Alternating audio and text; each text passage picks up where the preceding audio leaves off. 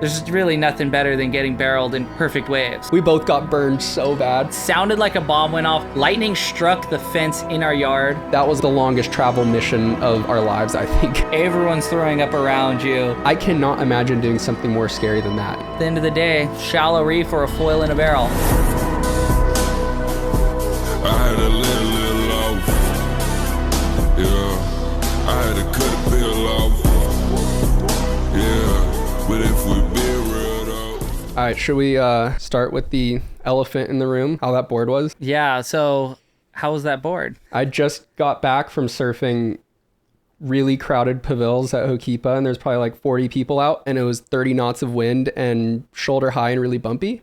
So it probably wasn't the best conditions ever to try a new board, but when I finally locked into a couple good waves, it felt really good. Like I'll show you in a sec my clips, but when I first got out there, like I haven't surfed in a week since we were in Indo, and I was so rusty. Like I could not stand up on a wave. I tried doing a turn, my foot slipped off. It was an absolute disaster. And I was like, is it me? Is it the board? Is it the conditions? And I was having a mini mental breakdown, but then I got myself together, went out the back, got a few fun waves, and then really felt the board. And it honestly felt like amazing. I think the one thing that I can do to get it to that next level is to put a more upright fin. The fins I had in it are pretty raked. And I think I really liked those fins in my last boards I've had, because I think those boards tend to have a lot of rocker, and to make them less skatey and kind of more drivey. You know, I think, correct me if I'm wrong, you're the expert in this stuff, but adding more rake and they have a little bit more flex gave me a little bit more pop. But it felt like with this board, it's a little flatter, maybe a little bit wider than what I'm used to. And it felt like sometimes when I was going slow, it kind of locked into turns like a tiny bit too much. And I almost wanted a little bit more freedom from like the tail of the board, if that makes sense. So I think having like the more upright fins, I think is going to loosen that thing up and let the thing just explode right from the start. And let me know, does that kind of track with what you've thought about it? Well, maybe show some of the clips and yeah, let's check it out. You can give me some tips too. But just to describe what you're saying is that board, I definitely made it around my favorite fin, which is kind of a Kelly style template, but it's been upgraded with MFC Hawaii, different profile. It's basically a pretty vertical fin in the front, so there's a lot of pivot off the front fin, and the back fin is very swept. I just kind of made it around that fin. And when I did try my earlier prototype with a more swept fin, it did feel a lot more locked in. And I think what a swept fin really does is it gives a lot of hold. It gives, quite a bit of drive, and you tend to want to put a more swept fin on maybe a more rockered loose board because it kind of compensates that. Yeah. And most boards that are out there, you're trying to match the fin with that type of board. And that's why a lot of shapers make their own fin templates. And that's why it's usually recommended to use their fins with their boards, because it's kind of designed around a fin. And which back in the day was nice because you had glass-ons. And glass-ons, they were just obviously on your board, and that's what you got. And so the shaper really could match it. And these fins, I think you'll notice a big difference for sure, because just the tail rocker. I mean, we'll go more into that after we watch this wave. Yeah, can you see it? I'm watching. Okay, this is exciting. Ridge on the first wave he's ever ridden. Yeah, definitely looked stiff off the top there. You're throwing a lot of spray. It actually looks really good. It looks like your front foot could be forward a little bit, just on that board. That was a good turn. It just looks like the fins are too stiff. I guess, normally you like the more swept fin, and because it does give that hold, but because you have flexi versions, they release because they give out, they wash out. I've always liked kind of more vertical fin generally because they hold really good, but you get the break free from a like less tip. So they're stiffer, but they relax a little more. So on the KT boards that I've really liked in the past, I've been riding JS MFC fins, which they're pretty swept, large bases, and they're really stiff. It's because the KT boards are generally very loose. My boards that I was shaping, I sort of shaped around my favorite fin. And I could literally make you a new board that'll work for your fins tomorrow, pretty much. It's easier to change the fins and change the board, though, I'd say. Well, less time. I think what's happening is, so my board doesn't have that much. It has like the curve of the tail rocker is actually farther forward between your stance. It's not like under your fins like most boards are. And so if I just put a little more bend right in the rail rocker there, it would loosen up a lot. But the disadvantage to that is you don't have, I would say, as big of a range. In small waves, you're not going to have as much lift and glide. In bigger waves, it's going to spin out earlier. And so the fin is almost just a solution to control that looseness. Whereas I have kind of I would say my board can handle a lot smaller waves to a lot bigger waves. It has a bigger range, but it requires a more neutral, pretty much looser fin, less grippy, because the board itself is a fin. The rail is a fin. And so that's just my observation watching those clips. The board looked fast, though. I mean, didn't look too wide. I really liked the green. You couldn't even see the R, which is funny. Yeah, I kind of blended in. I mean, so backstory for everyone. I've been shaping lately, and Ridge is my first person that, besides my daughters, to actually shape a board for. And it's basically my board that I've tested at J-Bay. I've tested all around the world, Indonesia twice. So everywhere from Super Sucks over in West Sumbawa to all the way to West Sumatra, which is over in Mentawais. That's, Lance's right, the trip that Ridge and I just took. Surf Ranch, Trestles with John just before the WSL Final 5 event for the World Championship. So the board seems to work everywhere, but my board was a lot thinner. It just came out thinner, and this one was a little beefier. And I haven't gotten mine. Ridge has actually got finished before mine. And so I was really excited to hear what he had to say. And the waves were pretty mediocre, but I'd like to see him go back out on a pair of my fins and see what he thinks. The fins, that's another thing, is whether whatever board you have, your fins could absolutely change how they work. It's pretty funny because you have two types of surfers. I'd say you have a CT level surfer like John, who he has a template he's worked on around his boards for Paisel, which is very neutral. It has some sweep in it, but it's a really narrow tip, and it's actually a very neutral base. So it's a lot more similar to my fins that I use, maybe with a little less base on it. But he has different profiles, different angles, everything for different size waves. So he's somebody that's changing his fins per the conditions probably every single time he goes surfs. Now, then there's other guys.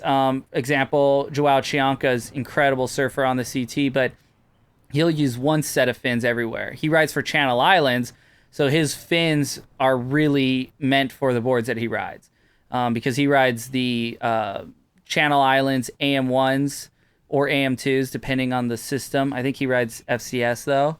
Or does he ride Futures? Whatever. He rides, basically, it's a really swept fin with a smaller back fin. So he gets the looseness from a back fin being smaller. But the CIs have a lot of curve by the fins, so they're generally pretty loose. So you want a swept fin, and hence why he'll use that same fin from 2-foot trestles to 12-foot chopu, and then even Sunset Beach at 12 to 15 feet.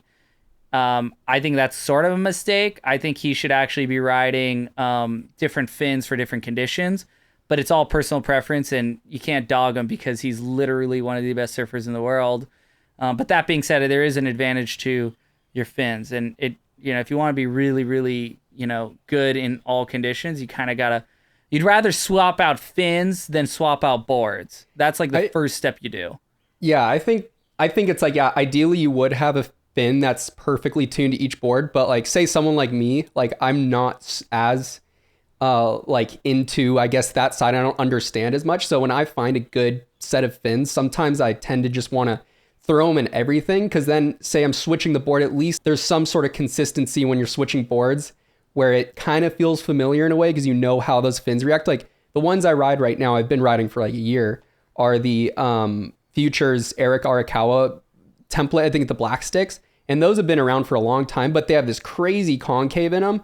And then they're carbon, like really stiff at the base, but they have a really flexy tip. And I just gotten really used to like how those things flex off the bottom and give you kind of like a ton of projection going up.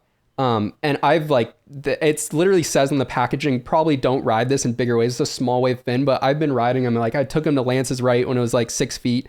I ride them at like big Honolulu Bay. And I just like have gotten used to it. And yeah, it's going to be interesting for me to get on another fin template and kind of rewire things a bit. But yeah, like you said, it's good to be able to be locked into doing different templates on different boards, but sometimes people like me, it is nice to have that consistency. Well, I just think if whatever board you're getting, most shapers will give you a recommended fin for it. And it's generally like, if you need to get a new set of fins, get the set of fins that are made by that shaper. That goes with just about every, shaper across any sport. The reason why is because they were developed and tested around that. And I mean, I'm not making a production shortboard here, so these boards have been made specifically around what I ride. I think if I was to make it for more general people, I'd probably make it so it works with the most general fin out there. And that would be like a more swept fin, maybe like an AM, or, those Eric Arakawas are basically stiffer versions of a very swept fin. I mean, I think why you like those fins is because the KT boards are very loose boards and they feel amazing. But if you want to get some drive out of them, usually a more drivey fin helps.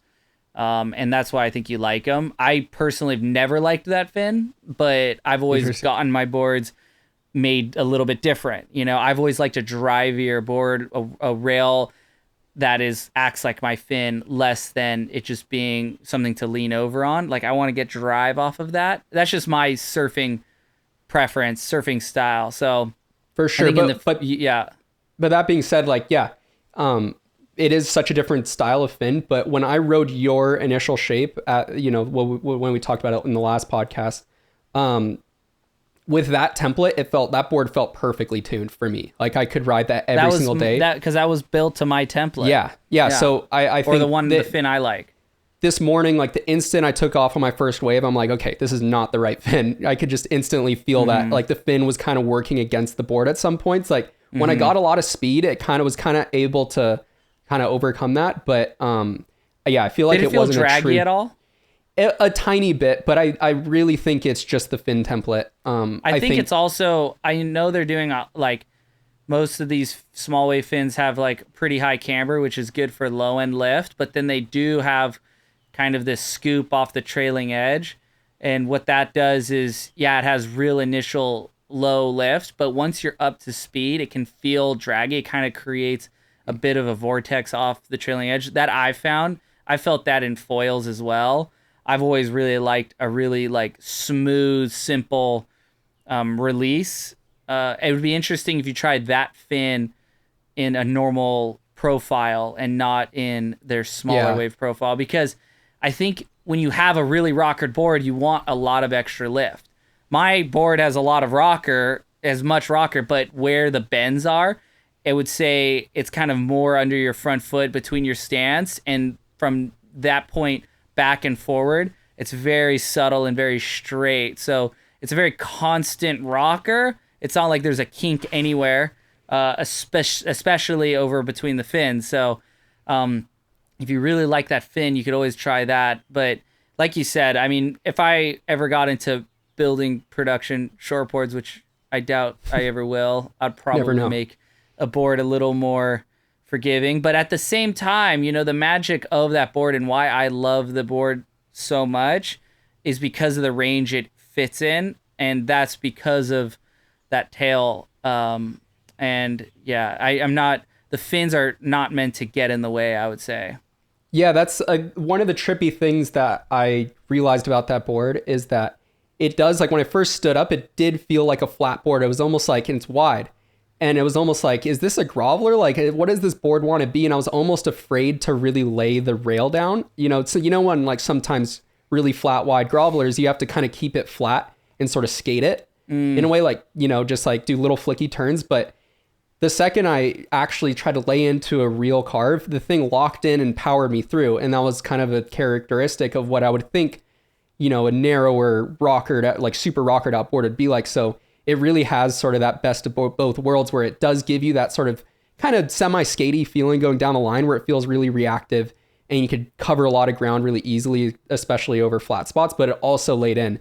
And like, that's like the dream combo if you could get both of those things at once, because usually you have to sacrifice one for the other. And I think that's why it probably has such good range in small waves and bigger stuff too. Well, it'll be interesting, you know, come by later and pick up some fins. Yeah, and, I want to. and then we'll see what you think maybe tomorrow. Yeah. Well, should we recap some of the travels? How does it feel to be back on Maui for more than a few days now? I mean, there was between, I'd say, the end of Molokai. Well, actually, the start of Molokai to Oahu, which is that foiling race that we did. It was 2 separate days this year. They usually do the prone and sup one day, and now there's so many foilers. There's 215 foilers in that event, so they made its own special day. And since then until now, which on today's date, I think it's just the 12th of September, day after September 11th, God bless. That day 23 years ago. But that being said, I've been home only 2 days in between all my trips. And so that included going to Africa, California twice, obviously Indonesia with you most recently. And it's been hectic. So it feels good to be home. The problem with being home for so long is you end up really liking it, and it gets hard to get back on a plane somewhere, even though I love doing it. But it has been quite flat, and unfortunately, you know, there has been waves just recently, but I tweaked my knee on our last trip, so I've been out of the water, and so I've been doing other stuff to prepare for my return. Yeah, I've been in the same boat. I have COVID all week. Oh my so god! we both missed that whole swell. Let's talk about how long it took to get to Indo. That was a mission. Or before we get into that, I want to ask about, I think we're in the last podcast we left off with your trip to Africa. You did 2 trips to California. One was for sort of a charity paddle. Is that right? Mm-hmm. And then the other one, you went to the Dreamland Surf Ranch. Well, so the coolest thing is, like, you get these cool opportunities, and after traveling 55 hours to get to Namibia and South Africa from here, doing a trip to California takes 5 hours. And I've discovered the most exhausting thing about travel is either checking in or just being in the airports. Being on the airplane is not that exhausting. It's, I think, being around a lot of hecticness, a lot of people, going through security and all that. It's become quite the pain. And now I hear they're potentially going to do vaccine passport to get into everywhere. So I don't know. It's going to be kind of crazy. It's just another hoop you got to try to jump through. But that being said, going over to the surf ranch, I mean, how can you say no to that opportunity? Red Bull had a day over there. I was with Jamie O'Brien, and it was really fun. My goal going there was, okay, I got to focus on switch stand surfing. But that being said, that place is extremely hard to surf well if you're working on big maneuvers. I think if you want to get the best ride of your life, get barreled, you know, do some carves, do some turns, and kind of cruise, it's like epic. For most people, it's epic, but to really perform on that wave, there's no worse feeling when you fall, because your next wave is not going to be for a lot longer because you have to wait your turn, obviously. And there's, you know, the frequency between 2 waves is like 2.5 minutes. And, you know, if there's 10 people out, you know, you do the math. But they actually did let me ride the foil this time. I got to go. That's what I wanted to ask about. And ride the foil. But then they recently told me I couldn't post it, which I'm pretty bummed about. Oh, no. So we can't show it. You guys could use your imagination. I think you can just show it. Just don't post it on Instagram or something, and don't tag me. You guys are getting the exclusive on this one. I don't know though. It was so fun to foil. Well, they got rid of the bottom. You know, they made so the bottom of that used to be like this liner, and they were worried about it getting cut, even though a surf fin is actually sharper than most foils nowadays. But now it's all concrete, so I don't know. They probably don't want people going and doing it, which I could understand. But at the same time, nothing's gonna happen to the pool, you know. It was a trip. Like, seeing that, it almost didn't. I'm so used to seeing foiling, but like somehow it didn't make that much sense to the eye. I don't know why that was, but I think it's just because there's so much going on with like the foil that's making the wave it's like it's a neutral setting, and then you're just like cutting through the water, going super fast, like, and you didn't even have straps, right? You were just trying to do turns.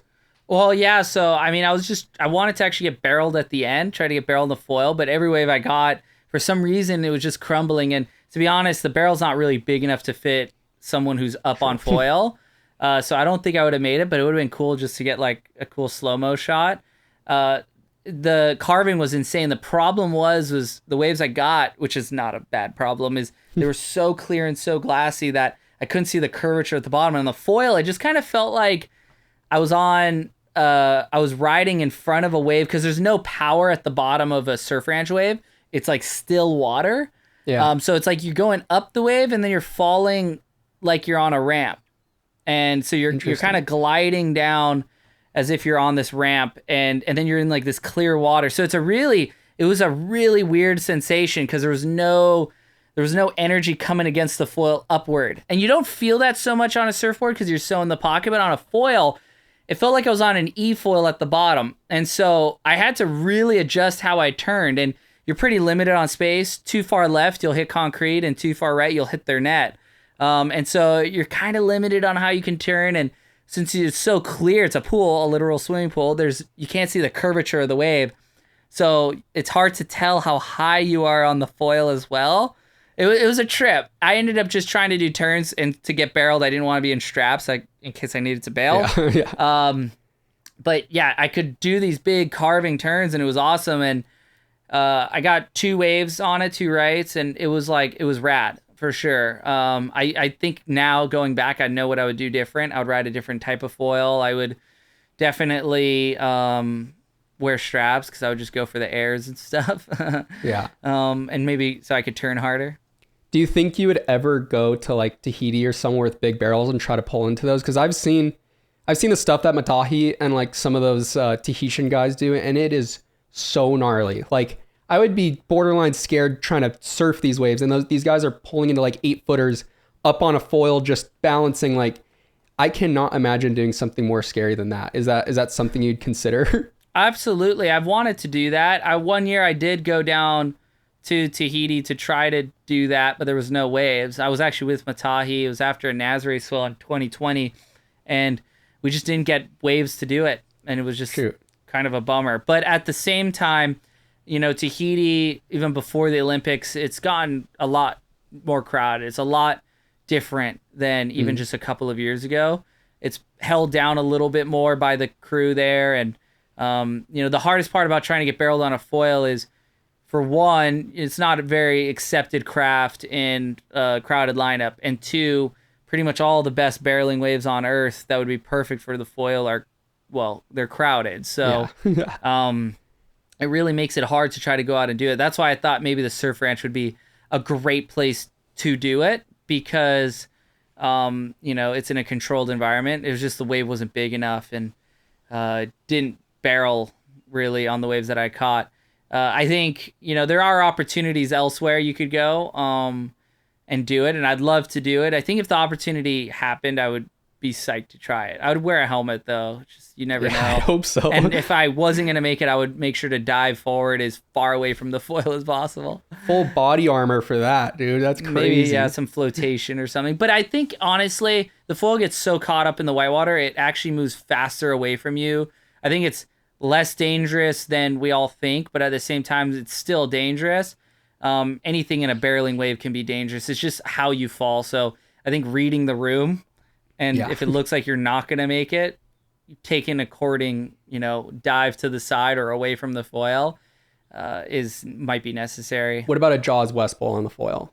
Like, if you just whipped in on one of those that's, just a straight peak on the inside, and you just went straight behind it and just shot the gap. Sick. I'd say that's doable. It's doable. I feel like I finally have a big wave foil that can handle doing something like that. I think in the past I've struggled with it, having a foil that's stable enough. It can handle the waves, it's just maybe not stable enough. So I think the foil I'm going to bring out there now, I'll put on a 430 front wing, and that should do the job. I'm looking forward to doing stuff like that out there. I mean, those West Bowls would be just sick on the foil. Just, if you could get it. I think that's maybe one of the only places I could probably go get barreled on a foil. It's just picking the right day where it stays open and doesn't clamp on you while you're on a foil. This is the latest and greatest helmet out there that I just got. I've been obsessed with helmets ever since I hit my head at Pipeline. I mean, they could always be improved, but this is that new helmet that was made for the Olympians. So you've seen like Katie Simmers and Griffin Colapinto riding it. This is actually an Oakley helmet. Very bike inspired. Most helmets are like closed completely. And this was a different theory. This was to let water in, because when you fall with a closed helmet, they sort of can balloon and lift off of your head. So I just got this one back from the paint shop, and I don't know, it's pretty crazy looking. I'll let you guys be the judge and whether it looks good or not. Check it out. Yeah, that's freaking cool. What is it made out of?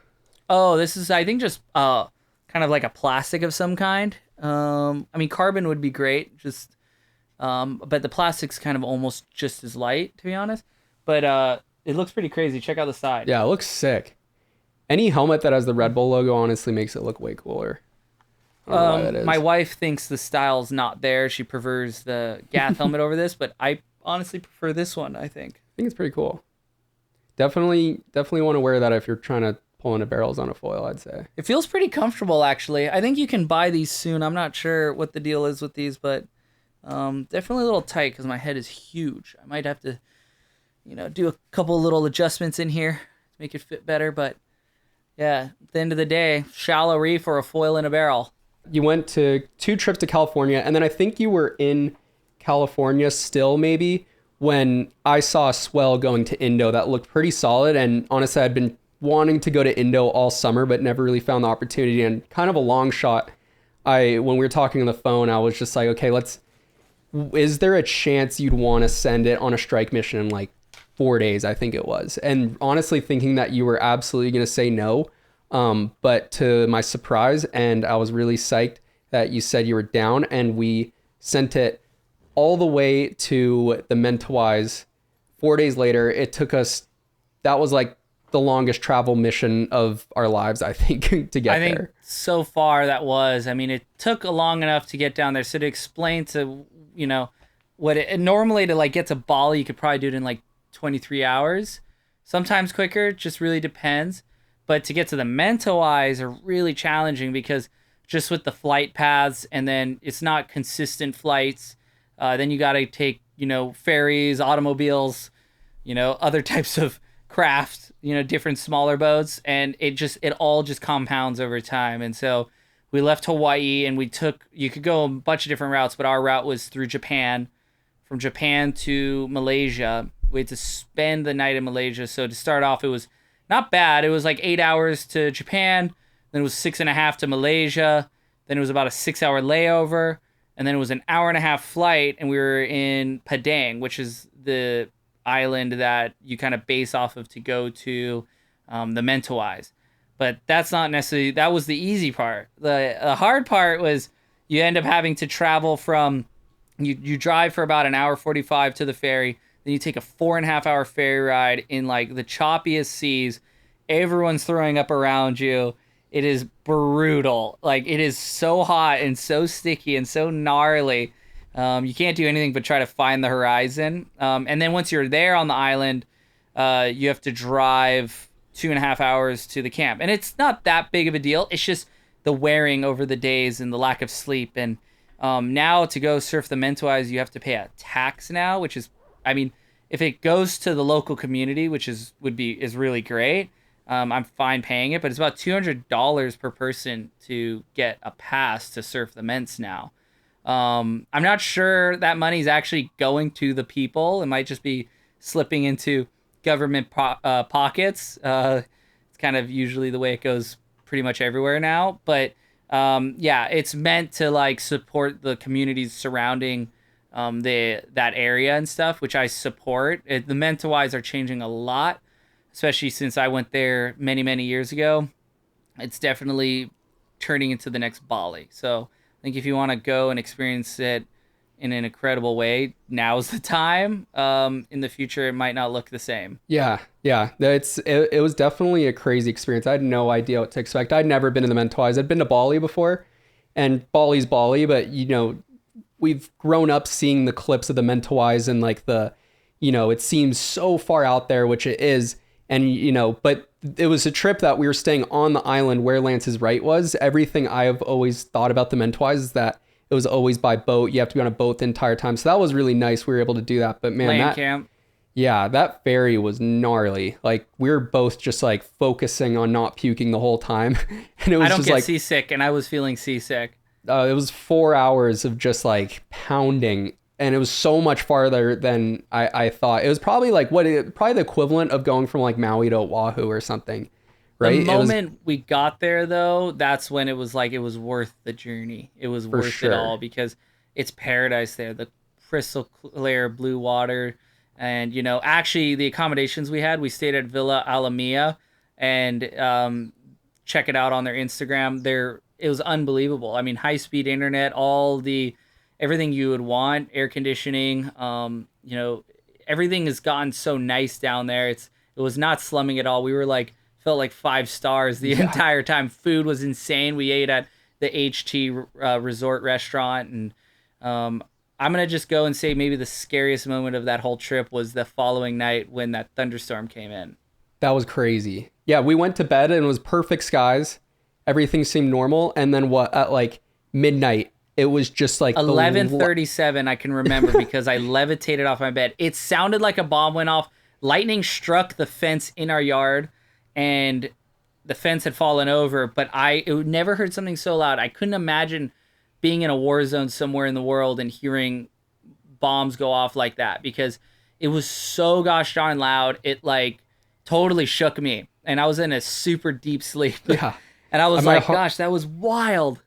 Heart rate was instantly to like 180, went from like resting to just like fight or flight. It was crazy. And that was the night before the really big swell. And how was our moped ride over there to like the other side of the island where the wave was? We were having to go through like knee deep puddles and just getting drenched with mud. And our poor filmer Rourke, we looked back and he's like, his like tripod's underwater. It was so gnarly. Yeah, Rourke is classic. I met him actually at the Keiki paddle when I was in California, and it was a real cool charity paddle for this kid, Cole Rasich, who was battling leukemia for the past couple of years, and this paddle raises a ton of money for him for his medical bills, and it also is just a really special day for kids. So I met Rourke there.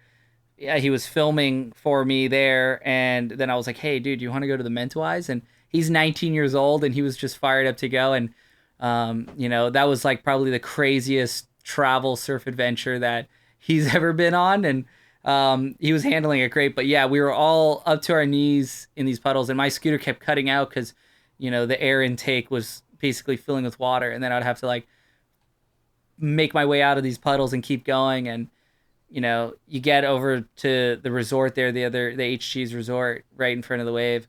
And then you see 8 to 10 foot perfect barreling waves, and you're like, oh my goodness, this is crazy. This looks like a wave pool, but with 50 people out. Yeah, I don't know like if 4 boats in the channel. I think it was like the wildest pull up to a spot we've ever had, because it was interesting about where we were staying on that island. We were only 10 minutes away from the wave, but where we were, the wind was howling on shore. It was like storming. I like woke up and I'm like, why are we in such a rush? Like, it looks terrible out there.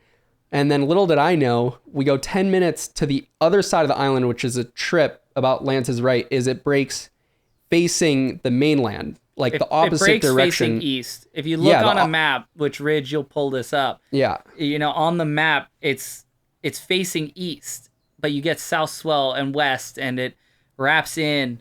And yeah, that's just the Mentawais. They discovered that wave a lot later than most places because no one thinks to look on the east side of the islands because there shouldn't be any swells. But it wraps all the way around, and you're full surfing 180. Full 180. It's just the most crazy lineup that I've ever seen, and God bless those, especially Lance back in the day, for getting to surf that wave by themselves for so long. Yeah, just pulling up there, it was like, it's such an idyllic situation there. You have the restaurant, you have this perfect white sand beach, crystal clear blue water, and just offshore and just like straight drain pipes. The only time I've seen waves look like that was here at Maalaea, that 20-year swell. That's But true. other than that, it was like, what else could you possibly want out of a wave than that place? In my life, I hadn't seen a wave like Ma'alaya. I haven't seen waves like Ma'alaya, even still to this day. But the closest barrel I've gotten to Ma'alaya since that swell in, was it 2022, was right over there at Lance's right. It was so similar, a little bit shorter and not as frequent of those types of waves. But gosh, there's really nothing better than getting barreled in perfect waves. Yeah, walk us through that.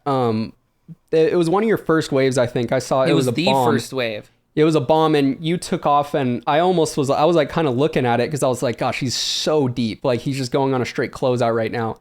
And I almost didn't even watch to see if you made it because I was like, oh, he's done. He's going to do the paddle around. And then later on, I heard that you got a freaking crazy one. So yeah, walk us through that thing. Yeah, so I mean, it was really crowded. There was a bunch of really good surfers actually from here in Hawaii. And I decided I was just going to be very patient, wait my turn. And when a wave would come, hopefully people would respect that and I could go and I could take off where I wanted. And for me, thinking back to Ma'alaya, I always liked sitting, waiting for obviously the biggest wave possible, but I like sitting a little bit deeper, but then paddling in at a really sharp angle and getting momentum and then like pumping into the first section. So kind of in a way backdooring it a little bit. And I had seen some waves that morning that were really perfect. This particular wave just, had a ruler's edge to it. I knew that maybe I was gonna get really drained and I might not make it at the end, but there was a chance that I would. And the saying goes, the best barrels are the ones you don't think you're going to make. And sure enough, I had waited my turn, probably took about 45 minutes for this wave to come in. I paddled for it. Everyone sort of respected it. And then I went for it and I had the new GoPro and, I pulled in and I got this crazy long barrel the whole way. And unfortunately, I messed up and the GoPro didn't come out. But it was just like the longest barrel. I was just in there for so long, being able to think about what was happening. And that was super cool. And then it was actually my first wave I had paddled out. I was just like, okay, these are the types of days you just look for the best waves. I don't need to warm up. I'm already warmed up. I know what I'm looking for. And then the second wave I had waited an hour for, and I ended up getting really burned. I saw that. So, I mean, that's just, unfortunately, that's the world we live in and, crowded lineups. But I mean, the whole day as a whole was insane. I got some more really good waves. My first wave, ironically, was the best wave. I probably could have gone in right after that. But when you see really good waves, it's just really hard to go in. And that wave, the barrel was so perfect and so clean. I thought I could have been much deeper. But then later on, looking at the footage, and when I kicked out, everyone was like, "Gosh, how'd you make that? You were so deep." But that barrel was just open so far back. I think I could have been maybe another foot or two deeper, but. It's a fine razor edge, when you're starting to dodge some of the shock waves. If you're just a little too deep, you won't make it. And other times it'll go under your board and carry you through that tube.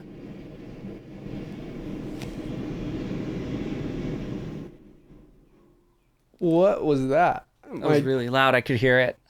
What was that? I have no idea. It sounds like something exploded at my house. That's awesome. Well, if Sarah comes running in here, it's freaking out, then something happened. But yeah, that's the craziest thing about being in the barrels there. I don't think I've ever been anywhere where it's so ruler edge, so perfect, where you're like pumping through this or just like locked in and driving, and it almost looks like the wave like froze. It's like it's like stuck, and you're just like. I remember my first wave I went on. It was a decent sized one, and I was going through it, and I thought I was so deep, and I kind of jumped off, and as I was getting pounded, I'm like. Why did I just jump off? I feel like it maybe could have made it. And that's how good the waves are. You could have been so deep. And I learned that lesson on my first one. And after seeing the footage, I think I was too deep. The thing like ran off and pinched at the end. But it's the after that, I was like... It's the type of wave that you could ride a shortboard on, or you could ride your 6'6". Yeah. I elected to ride my 6'4", 18 3/4, 2 3/8 thruster. Kind of wish it was a quad, but didn't have quad boxes in it. What were you riding? I was riding 6'4" thruster, pretty standard step up, and that felt perfect. I think, I was always psyched on like, that. if you're just trying to get barreled, a bigger board's not a bad thing. Some people might complain you can't maneuver in the barrel as much, but I like a little bigger board because there's momentum to it. When you go through a shockwave or stuff, it kind of can cut through and like float over all those sections. And a smaller board is nice because you have the maneuverability, but at the end of the day, you just want to try to always be able to catch those waves. So in barreling waves, I don't mind a little bit longer board. I mean, the best guys will argue that they have a specific size. I would say most people on the highest level would probably be riding a 6'1" or 6'2" out there on that day. Could have easily been on a 6'1", but 6'4" kind of felt like the right size. Yeah. Especially with like, if it was just us two out there, we could have been on 5'7s getting bombs. Well, and then that's the crowd, the great equalizers. You have 50 guys out and people are burning each other, and it's kind of wild. You want a little more paddle power to at least give you a slight advantage. But to go back a little bit, the last time I was there was in 2017. We were filming for the new GoPro. I think it was the Hero 9, maybe, prototype. Hero 9, I don't know, maybe the 8. Actually, it was before that even. I don't know. It was one of those cameras, and I didn't actually get to surf lances right, but back then it was so uncrowded. Even then, and that's not even that long ago. It was so uncrowded. But just down the way is, I think, the best foil wave on earth. We didn't get it really good when we were there. You didn't actually go, but I went, and it's probably one of the best foil waves on earth. And that's even crazier because it breaks facing north. So it's even more wrapped around the island. That's so confusing. But I ended up getting to go foil. And the foiling, I always bring the foil everywhere I go in the world because you can go somewhere that no one else can surf, and you can actually like have fun and get your wave count up. In 20 minutes, you could be surfed out. And I was able to like go over there and find a little bit of tranquility and a little bit of peace, and just kind of go crazy on any wave that came in. But it was really fun, I used your foil because I really liked your foil.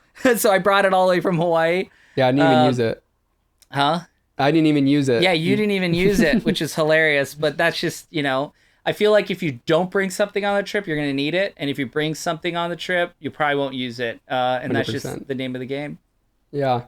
And then, that just going back to the crowd, I think like the funniest thing about that trip is we didn't coordinate with anybody. Like it was pretty much just us two talking, okay, we're going to go. And then we'd kind of hear about like, oh, so-and-so's going to Indo, like, some of the Oahu guys. And we get there and it's like, it was like the same lineup we have at like Honolulu Bay or Pipe. It was like the exact same, which was hilarious. A lot of familiar faces, which is amazing. Like it's so good to see friends around the world, but it was also some of the best barrel riders in the world all went to this random ass spot in the middle of the Indian Ocean, and we're all just battling for waves. It's that's how most big swells are, and you don't have to talk to anyone, and you could end up around the world and just surfing with people that you see normally at home.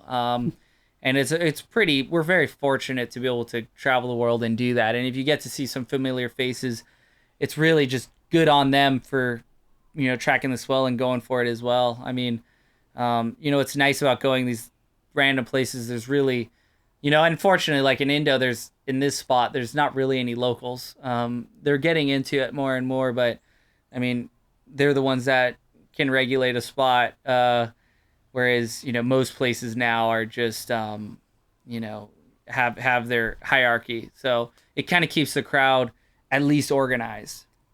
Yeah, for sure.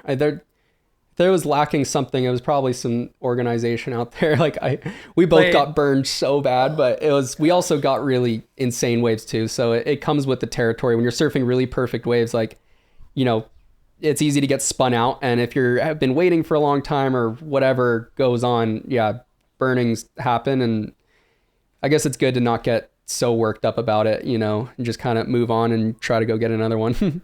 Yeah, that's just what you got to do. I mean, I think the future of finding empty waves are just in the coldest regions on Earth, because there's Indo-like waves in cold water places, but you can never really stay out all day because it's so damn cold. And it's not as appealing, for people to travel to. So, little secret, I think that's the future, is just chasing places that you require 5 mil, 6 mil wetsuit. Yeah, all those nice, idyllic, tropical locations, I think, are pretty discovered at this point, I'd say. And, at the end of the day, my philosophy is if you want to score on a day, even if it's really crowded, you just got to be willing to put in the time. So, surf all day, commit to 10-hour surf session, and there's going to be a window when people are transitioning in and out, and an opportunity is going to present itself, and you're going to get a crazy wave.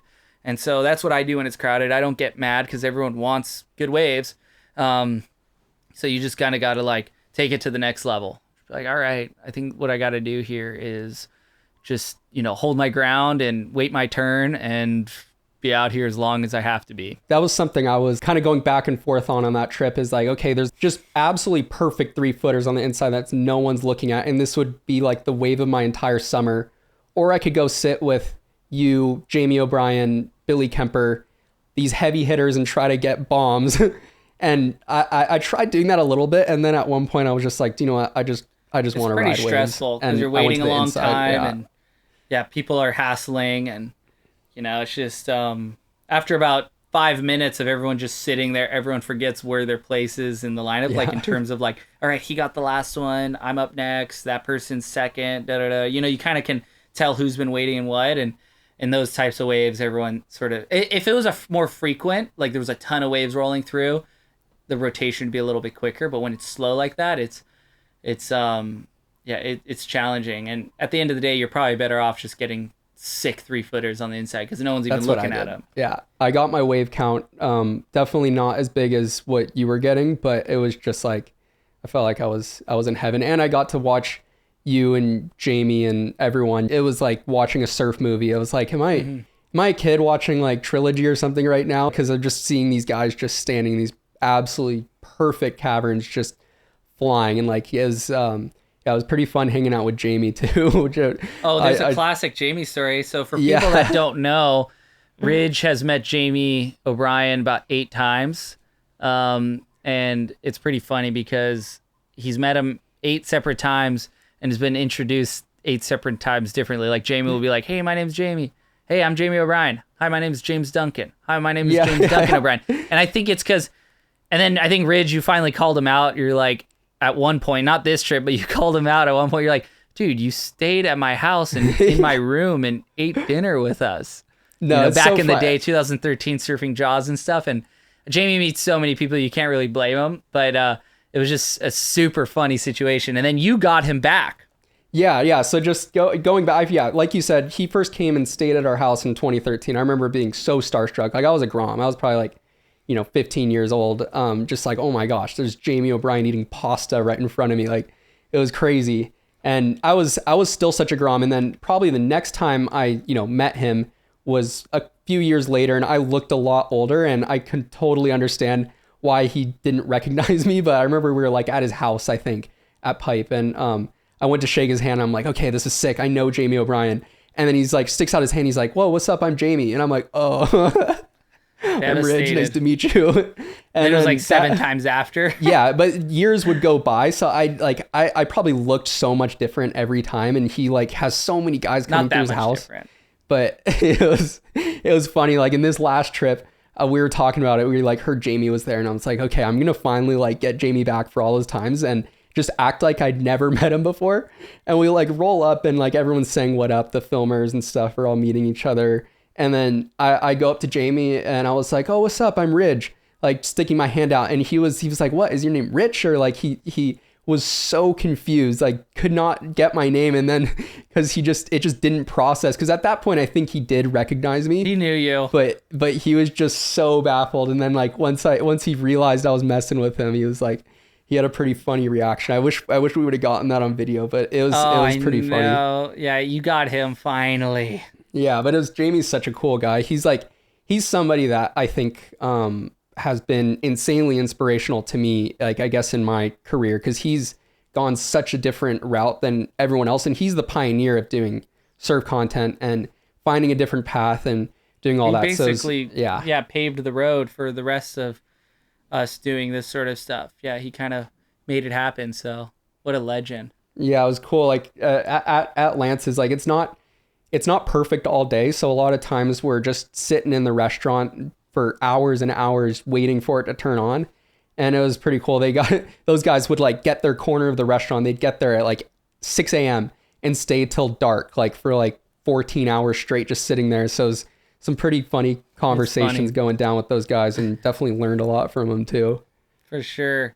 And I mean, my trip ended up getting cut to 3 days because I was strap surfing, working on some 360 stuff, and I ended up doing an air and landing in the flats, and my back foot came out, and I just like MCL hit the deck of a carbon board, and I hit so hard on the water that the leash blew off, and I had to swim in, and felt like my leg had broken. And it's not the first time I've done something like that. It's just been on a different leg, and I've been out of the water since then. And gosh, that was like tremendously frustrating because you're watching perfect waves and you can't go and surf them. And I had 2 days to just learn how to fly the drone, watch Ridge, look through the footage, do all that sort of stuff. And oh my gosh, it was like an absolute shocker. Actually, it wasn't as much of a shocker as our travels home. Travels home took 66 hours. And for poor Rorik, because he missed his flight in Japan, took 84 hours. Was it longer? Maybe even 86 hours. The guy absolutely had the biggest shocker.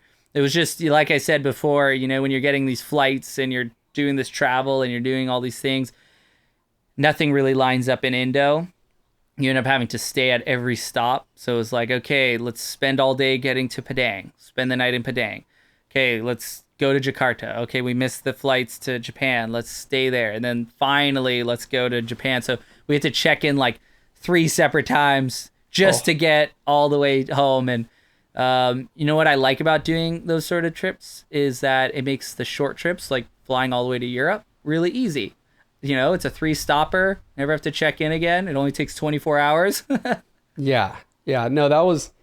the travel to get there was super gnarly, but for me at least, the travel back was so much worse because I think probably in Padang, I got COVID from somewhere. I was like keeping it on the DL from you guys. I didn't want to like, there was no point in like causing a ruckus about like, sick. I know, because I didn't want to stress everyone else. We're like so close to each other, and I'm like, dang, like I'm fully sick right now, but I just got to kind of suck it up and get back. But it was like, there's nothing worse than like traveling that far and just feeling like poo the entire time. It was so nuts.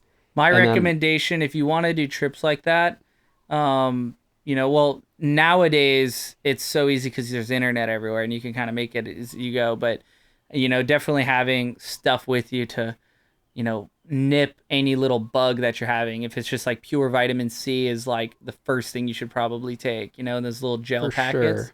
Sure. And obviously the more water you can drink possible, the better. I mean, those aren't anything crazy, but I definitely, if I learned anything from that trip, it's really making sure you have your ducks in a row before going. On the travel side, I'm not even saying the sickness side.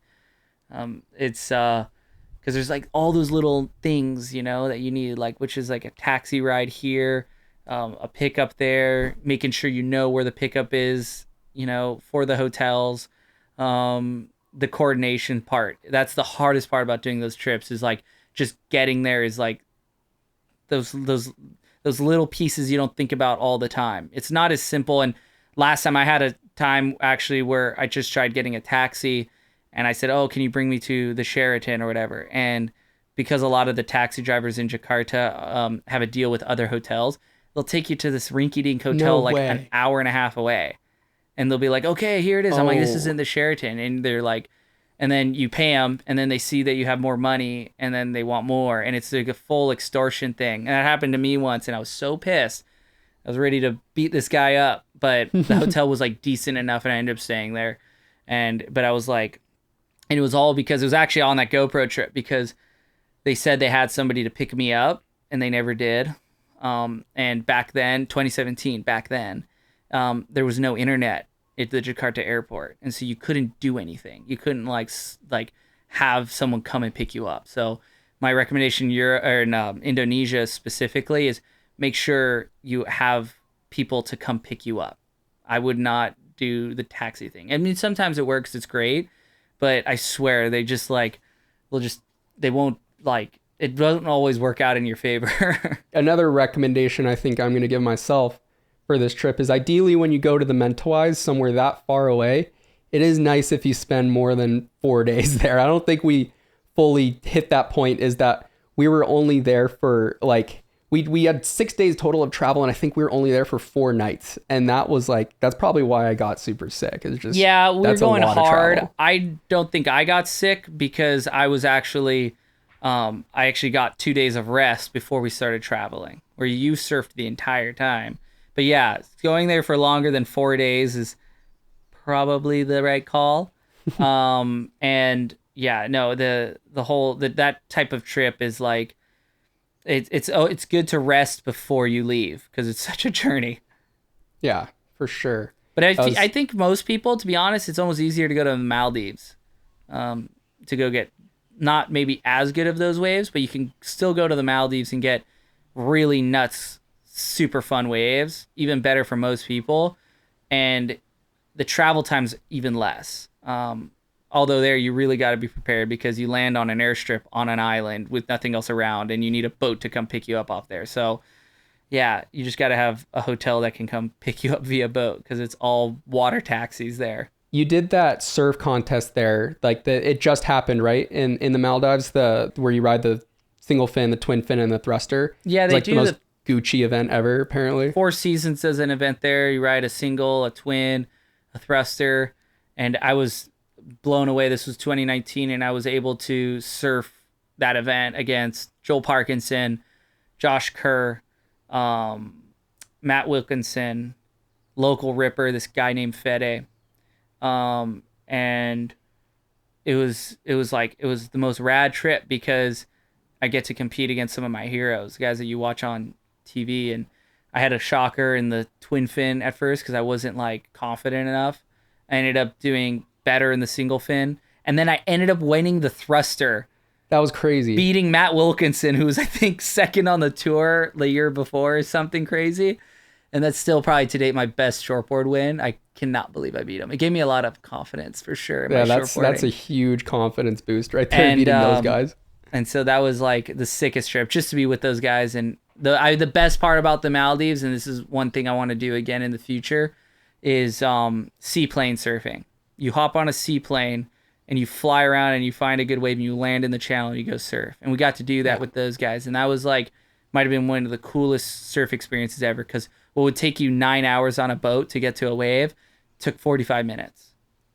Wow. How sick would it be just to have, like, they should just make a massive airliner seaplane and you could just go they did. all... Back in the day, the seaplanes that would fly between the U.S. and Hawaii, or they were seaplanes that would fly between the U.S. and Hawaii. And I still think there's a lot to explore via seaplane. I'm always a little hesitant on small planes though, because you just never know if they're going to just crash.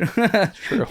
But at least with a seaplane, they land on water. And once you're on the water, you could just float there until help comes, hopefully. Yeah, imagine if you could just get on a plane here and land in the channel, Lance is right, and 12 hours later, you're paddling out off the plane, and then you get back in and just go home. That'd be so sick. I think the plane ride all the way to Indo would take a year. Those planes aren't going 600 miles an hour. I think once you're in Indo, yeah, you'd want a seaplane. It'd be the biggest kind of pimp move though if you're landing in a channel and you're just coming off a seaplane. Like, yeah, you ain't getting any waves. Pretty gangster. Sure. No, I think you would. People would want to catch a ride to the next spot with you. That's very true. Yeah. Dang. Well, yeah, I feel like that was a pretty solid recap of the Indo trip. Do you have any travel plans coming up in the next few weeks, or pretty locked in here? Well, what's next is, it's of course training for big wave season. It's so close. We're already feeling like fall here in Hawaii, but I'm hoping my knee feels better, and I'm going to try to go to the Quicksilver Festival, which is Jeremy Flores's event. And it's kind of a fun event. I would be teamed up with Chumbo on as a teammate, and we'd be competing for the win against a bunch of other incredible surfers. And we'd have to surf a twin fin at one point, thruster or quad. And, it'd be a normal surf contest, just a little bit more fun, a little different. Of course, bring my foil and stuff. And, I have a bunch of this downtime has actually been really good for me because I have a bunch of new wave riding crafts that I've been working on, not just surfboard shaping, but actual like new sports that I've been trying to work on, and feel like I'm getting pretty close to it. And so, you know, these downtimes, you just kind of got to look at the positive and see how you could, you know, make something new. I can't wait to reveal it on this podcast. Yeah. We get the exclusive here 1 week before. Yeah. And then and then everyone else can find out. There you go. So get subscribed, like the video, and let us know too in the comments what you want us to talk about. If there's any stories that you want to hear, as say about like Nazare, Jaws, big wave stuff, let us know what you want to see, because we're such a blank slate right now as far as what we want to do with this. It's up to what the audience wants, and yeah, we're down to do whatever. So yeah, thanks for watching.